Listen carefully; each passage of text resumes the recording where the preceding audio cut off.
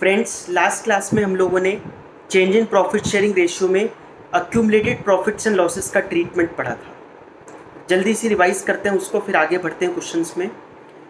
पहला पढ़ा था वर्कमैन कंपनसेशन रिजर्व, जितने का क्लेम है उसको सेट असाइड कर दो। एंट्री क्या थी? Workman compensation reserve account debit to provision for workman compensation. Remaining जितना भी बच गया उसको बांट दो ओल्ड पार्टनर्स ओल्ड रेशियो में। क्या एंट्री होगी? WCR account debit to old partners capital account old ratio. हो गया एक top workman compensation reserve. Next, investment fluctuation fund, जितनी मार्केट वैल्यू गिर गई इन्वेस्टमेंट की उतना पैसा IFF में से हटा दो। IFF account debit to investment account. जो बच गया वो ओल्ड पार्टनर्स ओल्ड रेशियो में बांट दो। IFF account debit to old partners capital account. Old partners है तो रेशियो भी ओल्ड हो जाएगी। समझ में आया? बाकी free reserves, general reserve, P&L का क्रेडिट बैलेंस, ये सब ओल्ड पार्टनर्स ओल्ड रेशियो में बटेंगे। तो जनरल रिजर्व या P&L debit to old partners capital account in old ratio. Fourth point था EPF वगैरह कभी मत बांटना। EPF मतलब हो गया employees provident fund, machinery revaluation reserve, ये कभी भी डिस्ट्रीब्यूट नहीं होते। फिफ्थ पॉइंट था अक्यूमुलेटेड लॉसेस का, miscellaneous expenditure, advertisement suspense, P&L का डेबिट बैलेंस, ये पार्टनर्स में चार्ज करना होगा। Old partners capital account debit in old ratio two accumulated losses account. समझ में आ गया? ये पढ़े थे। इसके बाद एक इंपॉर्टेंट चीज़ पढ़ी थी, अगर वो बांटने को मना कर देता है, अगर फर्म में ये डिसाइड किया गया है कि हम लोगों को ये रिजर्व्स वगैरह नहीं बांटने, तो अगर नहीं बांटोगे तो आगे चल के न्यू रेशियो में बढ़ जाएंगे। इससे बचने के लिए अभी क्या करो, gaining partners capital account debit to sacrificing partners capital account की एंट्री पास करके छोड़ दो। ठीक है, ये सब हम लोगों ने पढ़ लिया था। और ये वाली एंट्री कब होगी? और ये तो अक्यूमुलेटेड प्रॉफिट्स में एंट्री बताई, गेनिंग टू सेक्रीफाइसिंग। और अक्यूमुलेटेड लॉसेस में क्या होगी? Sacrificing partners capital account debit to gaining partners capital account. समझ में आ गया? एक क्वेश्चन देखते हैं बुक का, page number 4.42, question number 20। X, Y and Z are partners sharing profits and losses in the ratio of 5:3:2. They decided to share future profits and losses in the ratio of 2:3:5 with effect from 1st April 2020. पहले ratio क्या थी? 5:3:2। Future में उनकी ratio क्या होगी?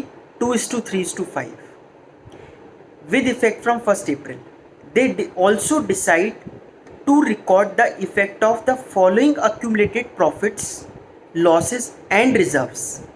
आगे की line बहुत इंपॉर्टेंट है, without affecting their book values. Without affecting their book values, उनकी बुक वैल्यूज को इफेक्ट नहीं होना चाहिए। जैसे आप नीचे एक पॉइंट पढ़ो, जनरल रिजर्व दे रखा है, P&L दे रखा है, तो ये तो जनरली हम क्या करते हैं? बांटते हैं। ये फ्री रिजर्व है ना। जनरल रिजर्व और P&L का क्रेडिट बैलेंस क्या है? ये फ्री रिजर्व्स है।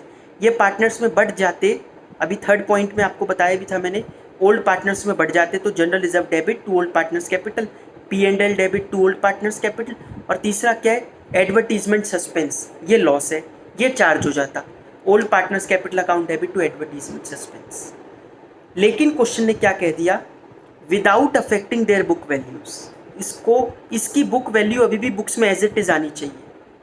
इसका मतलब इनडायरेक्टली वो क्या कह रहा है कि हम बांटना नहीं चाहते।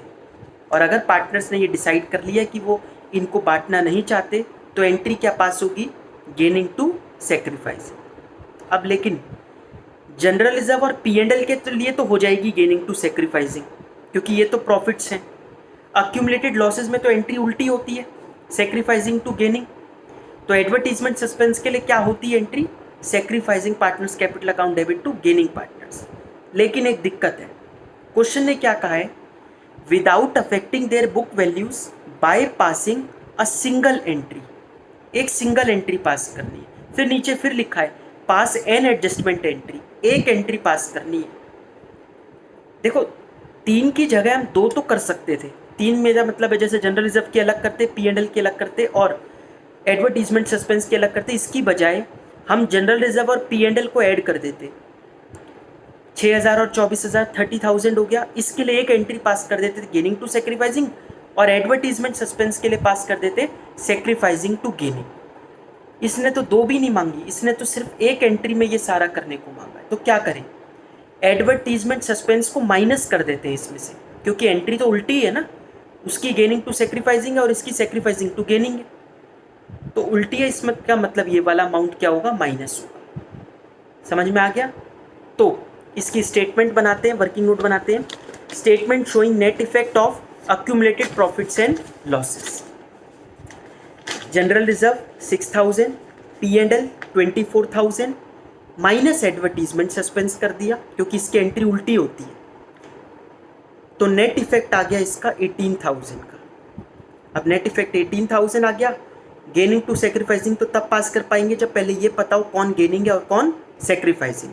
तो पहले ये निकालते हैं, sacrificing ratio equal to old ratio minus new ratio.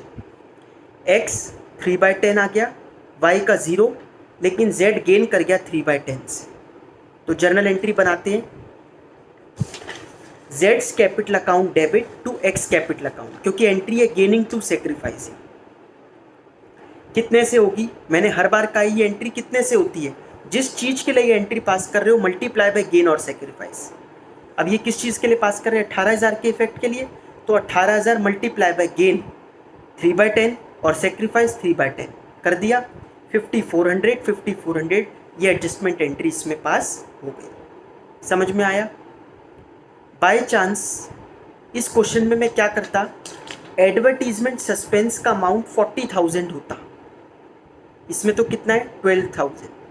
अगर एडवर्टीजमेंट सस्पेंस का अमाउंट 40,000 होता तो नेट इफेक्ट कितना आता, नेट इफेक्ट आता -10,000, माइनस में आता।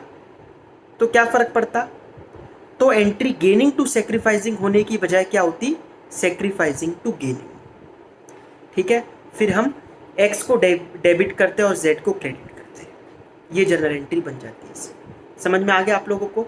ये हम लोगों ने टॉपिक पढ़ लिया है अक्यूमुलेटेड प्रॉफिट्स एंड लॉसेस का। अभी तो इसके बहुत सारे क्वेश्चंस करने हैं, तब जाकर प्रैक्टिस होगी अक्यूमुलेटेड प्रॉफिट्स एंड लॉसेस की। लेकिन इसके साथ साथ एक और टॉपिक जुड़ जाता है, तीसरा। सबसे पहले ट्रीटमेंट ऑफ गुडविल बताया था, फिर बताया था अक्यूमुलेटेड प्रॉफिट्स एंड लॉसेस। तीसरा इंपॉर्टेंट चीज़ आती है इसमें, revaluation of assets and reassessment of liabilities. और ये टॉपिक सबका फेवरेट भी होता है, मतलब जब भी ये बच्चा पढ़ते हैं तो ये सब बताते हैं कि ये वाला टॉपिक सबसे सिंपल लगता है, रीवैल्यूएशन अकाउंट बनाना। रीवैल्यूएशन अकाउंट क्या होता है और ये क्यों बनाया जाता है, ये डिस्कस करते हैं। रीवैल्यूएशन ऑफ असेट्स और लायबिलिटीज़ का मतलब है, अब पार्टनर्स का रेशियो चेंज हो रहा है या किसी नए पार्टनर का एडमिशन हो रहा है, तो उससे पहले क्या करो, अपनी बैलेंस शीट की आइटम्स की स्क्रूटनी कर लो, उनकी ढंग से एनालिसिस कर लो, उसमें कोई चेंज तो नहीं आ गया है। जैसे हम लोग क्या करते हैं, अपनी एसेट्स की वैल्यू लायबिलिटीज़ की वैल्यू वही चलाते रहते हैं, वो तो ठीक है डेप्रिसिएशन वगैरह लगा देते हैं, लेकिन हम जब बाद में देखें कई बार तो उनमें बहुत ज़मीन आसमान का भी फ़र्क आया हुआ होता है। एग्ज़ाम्पल, जैसे बिल्डिंग अगर हमने 20 साल पहले ख़रीदी थी 1 लाख रुपए की, आज अगर उसकी मार्केट वैल्यू हम पूछने जाएं और हमें नॉर्मली पता है, हमने अगर पता करवाया है इसकी मार्केट वैल्यू, तो सब कहते हैं ये 50 लाख रुपए में आराम से बिक जाएगी, क्योंकि 20 साल पहले के रेट में और आज के रेट में बहुत फ़र्क होता है।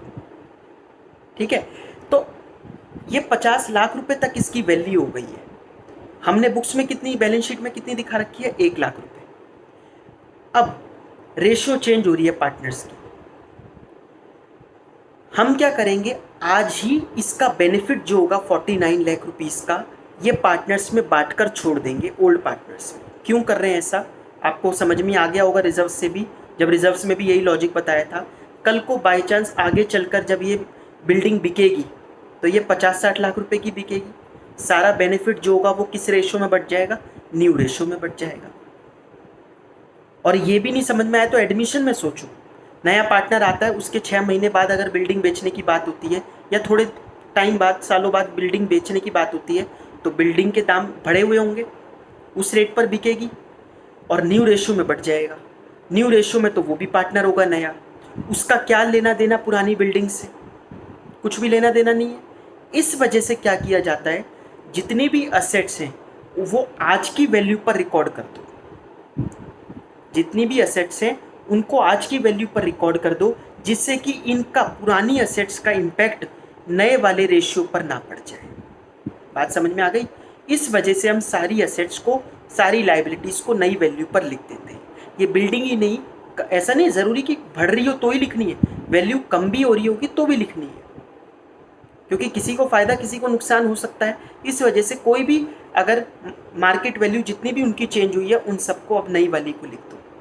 ऐसी डेटर जितने भी हैं वो नए। अब डेटर की अगर हम स्क्रूटनी करें, डेटर क्या होता है? बिजनेस अगर हमारा चलता जा रहा है, आपके फादर वगैरह अगर बिजनेसमैन होंगे तो उनसे आप पूछो तो पता चलेगा कि कई ऐसे डेटर होते हैं जिनसे हम बार बार बोलते हैं कि पैसे दे दो। अब हमने कई सालों से डेटर लिख रखे हैं बुक्स में, और कई लोग तो इतनी भी स्क्रूटनी नहीं करते कि जब से बिजनेस चल रहा है तब से हम, जैसे अगर 20 साल पुराना बिजनेस है तो 15-15, 16-16 साल पुराने डेटर्स लिख रखे हैं, और आज तो ये भी नहीं पता कि वो है कहाँ बंदे, तो उसको बुक्स में से हटा दो, उसको तो बैड डेट बना दो, क्योंकि ये तो पता ही है कि अब ये पैसा हमारा मिलने वाला नहीं है। ठीक है, तो कई डेटर ऐसे हो जाते हैं जो कई कई साल तक पेमेंट नहीं करते, और ये मैंने भी एक्सपीरियंस किया है। मैं मतलब सिर्फ 1% केसेस में, 99% केसेस में तो पैसे रिसीव हो जाते हैं, लेकिन 1% केसेस में तो जब तक 500-600 मैसेज ना कर दूं तब तक जाकर उनकी फ़ीस रिकवर नहीं होती। कम से कम 500 मैसेज, और ये मेरे पास रिकॉर्ड है, मतलब इतने मैसेज करने पड़ते हैं तब जाकर उनको ध्यान आता है कि हाँ अब शायद हमें फ़ीस पे कर देनी चाहिए। तो ऐसा होता है, और ये हर बिज़नेस के साथ, हर चीज़ के साथ है। कोई बिज़नेस ले लें, कोई सर्विस ले लें, सबके साथ ये डेटर्स में ऐसे ही क्रेडिटर्स। अब क्रेडिटर अगर हम लोगों ने लिख रखे हैं बहुत पुराने, तो क्रेडिटर में अगर हम देखें तो हमें किसी की पेमेंट, क्योंकि हम भी तो फिर ऐसे ही हैं, जैसे डेटर ने पैसे नहीं दिए तो क्रेडिटर हमने भी हो सकता है किसी के पैसे ऐसे ही रख रखे हों होल्ड करके, और अब हम पूछने जाए तो शायद वो बंदा ही बेचारा ना रहा हो, तो उन क्रेडिटर को हटा लो बुक्स में से।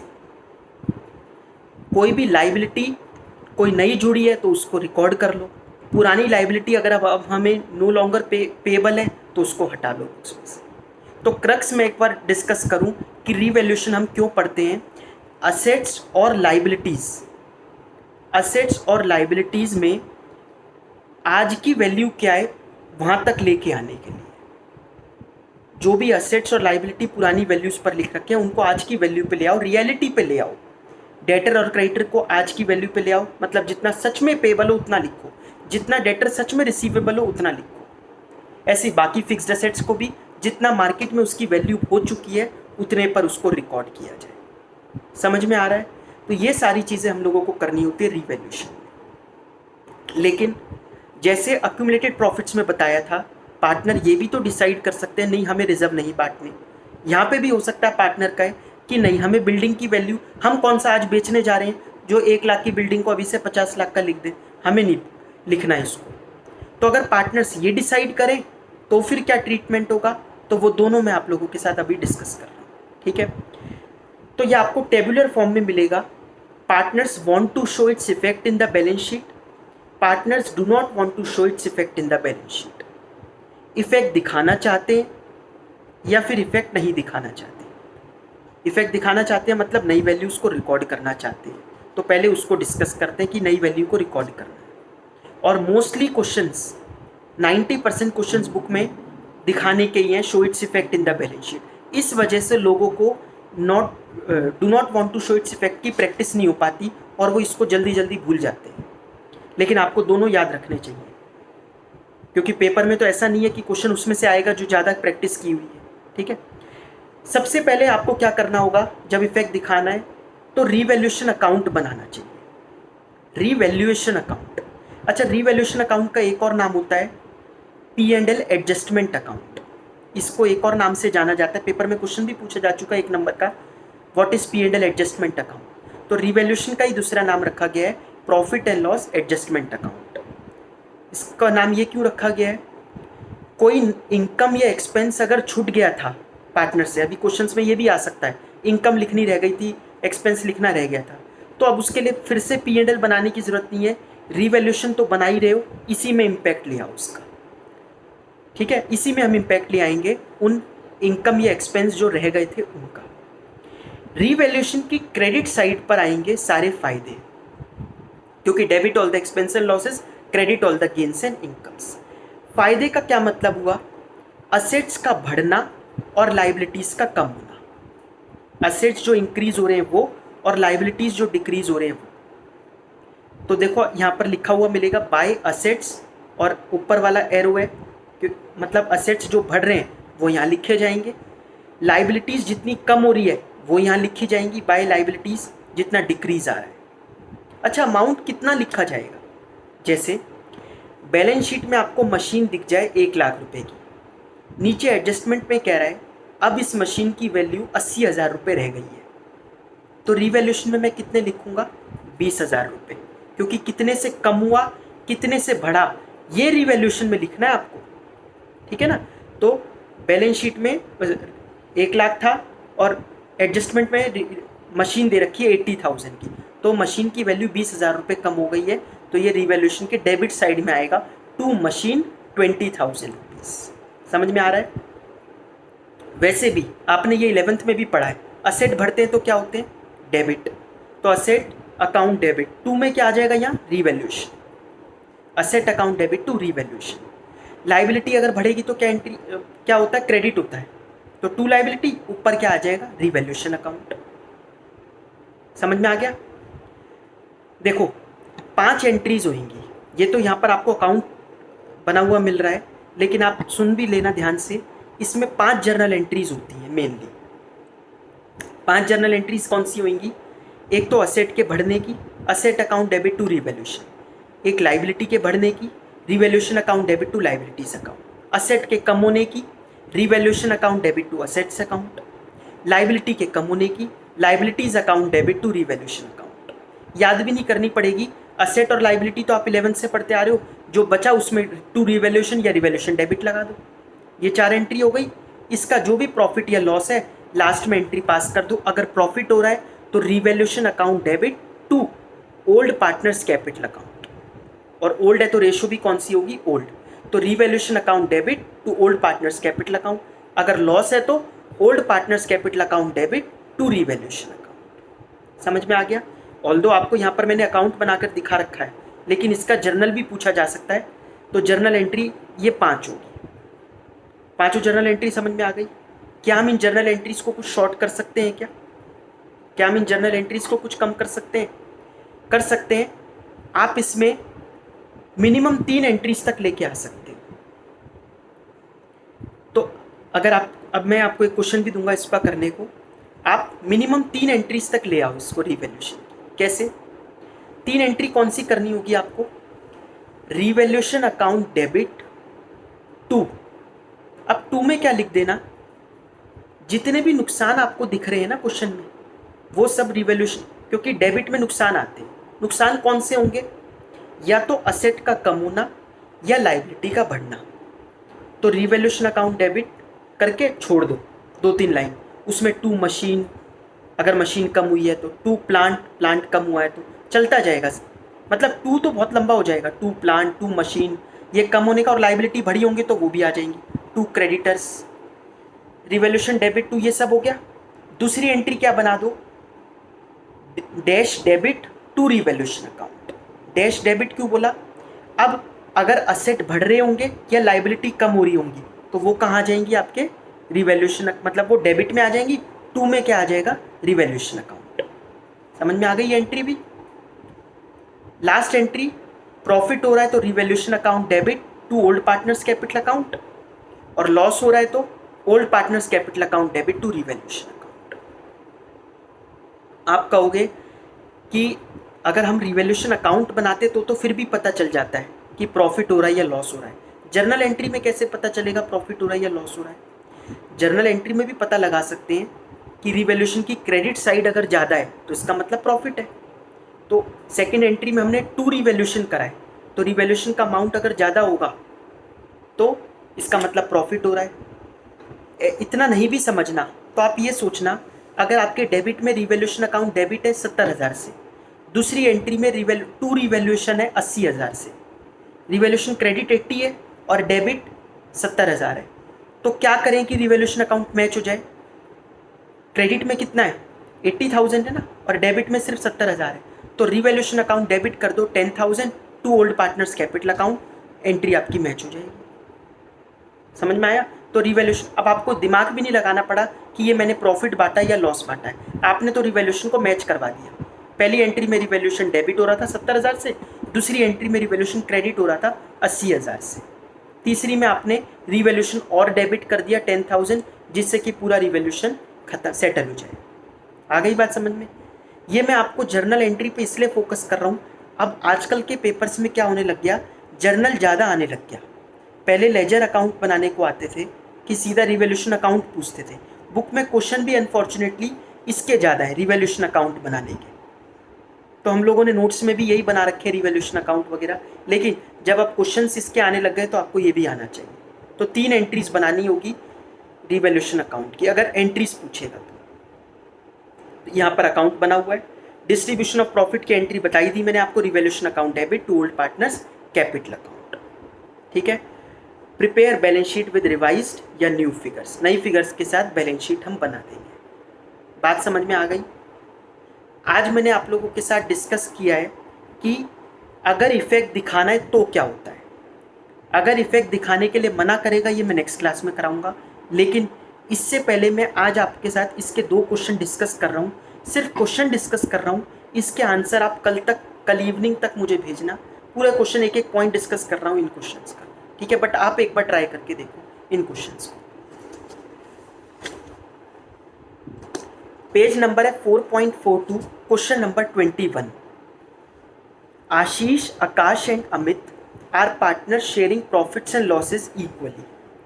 The balance sheet as at 31 March 2020 was as follows. ये इनकी बैलेंस शीट आपको दे रखी है।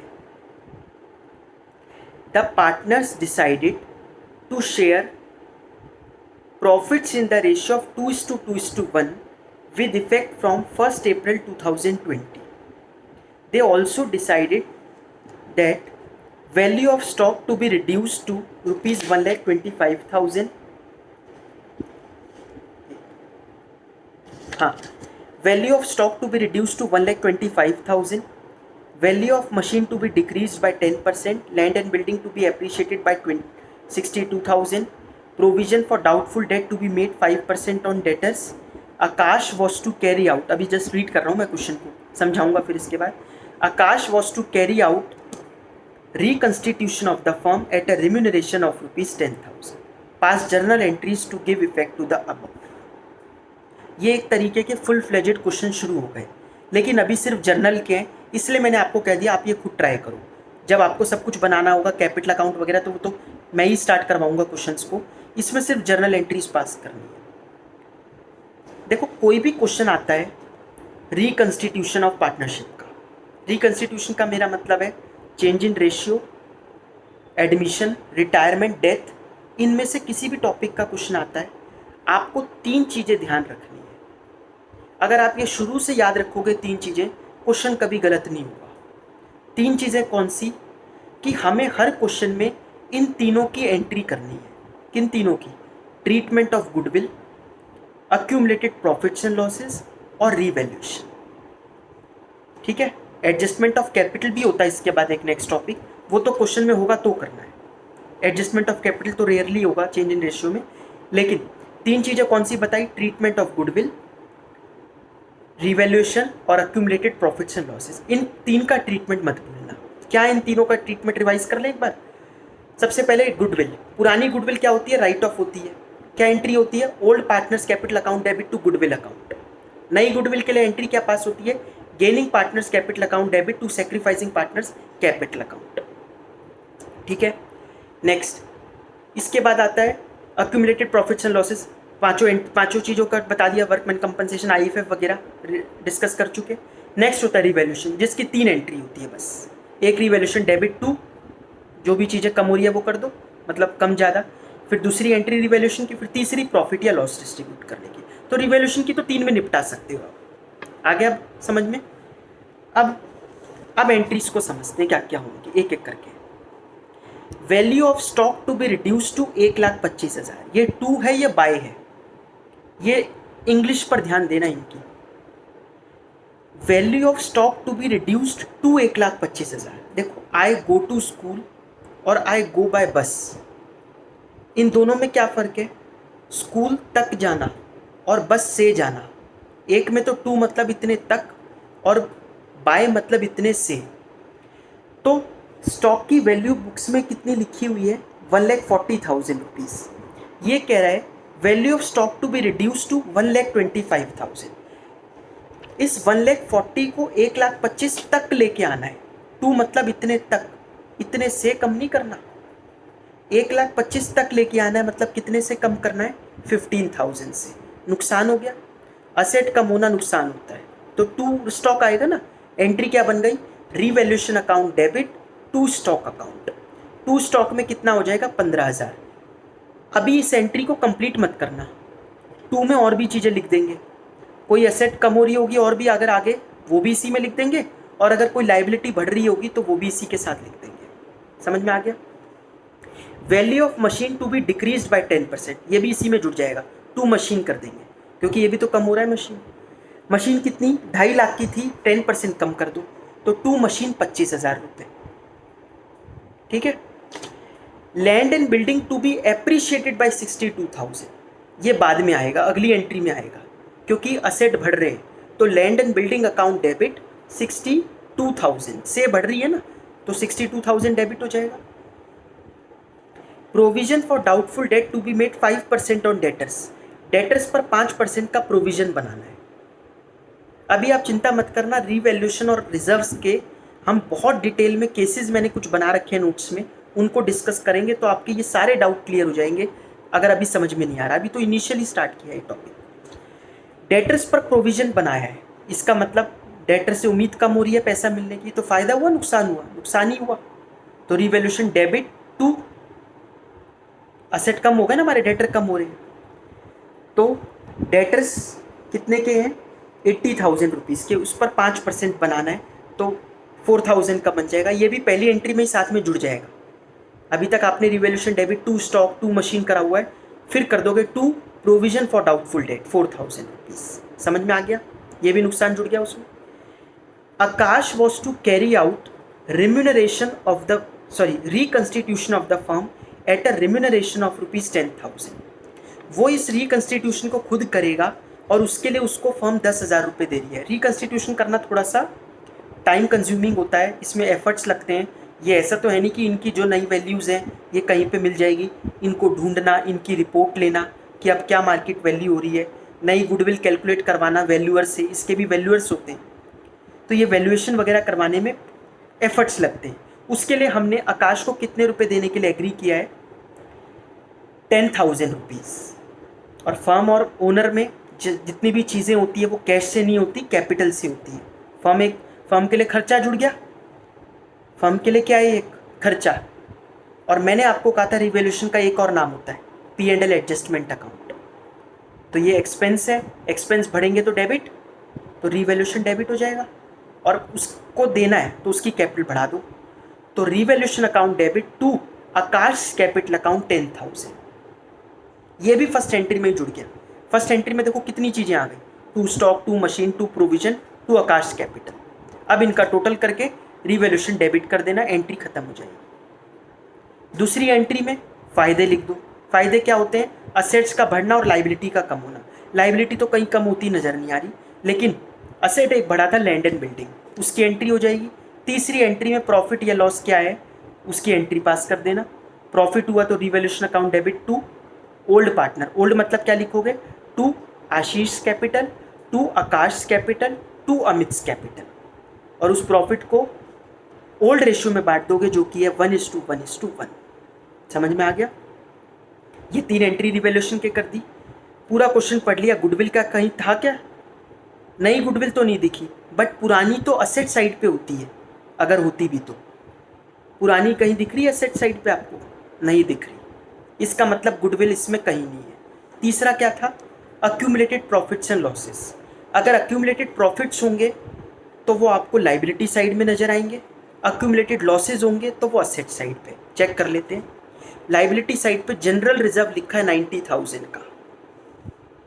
जनरल रिजर्व फ्री रिजर्व है, बांटना है ओल्ड पार्टनर्स में, एंट्री पास कर दो, चौथी entry general reserve account debit to old partners capital account, old में नाम लिखना, तो ये बढ़ जाएगा जनरल रिजर्व। समझ में आ गया। लास्ट पॉइंट, असेट्स में आपको एडवर्टीजमेंट सस्पेंस नजर आएगा, कितने का है, 6000 का। अक्यूमुलेटेड, ये एडवर्टीजमेंट सस्पेंस को राइट ऑफ कर दो, अक्यूमुलेटेड लॉस है ना ये, इसकी एंट्री क्या होगी, old partners capital account debit to advertisement suspense account. समझ में आ गया ये सब। अच्छा, इन्होंने ना चाहे रिवैल्यूएशन हो चाहे रिजर्व्स हो, कहीं इफेक्ट दिखाने को मना तो नहीं करा, रिजर्व्स भी बांटने ही है, साइलेंट है क्वेश्चन तो हम बांटेंगे, ओल्ड पार्टनर्स ओल्ड रेशियो। इस क्वेश्चन को आप जरूर करके भेजना, ठीक है। तो बस अभी आप यही क्वेश्चन कर लो एक, ताकि हम लोग फिर नेक्स्ट क्लास में डिस्कस करें।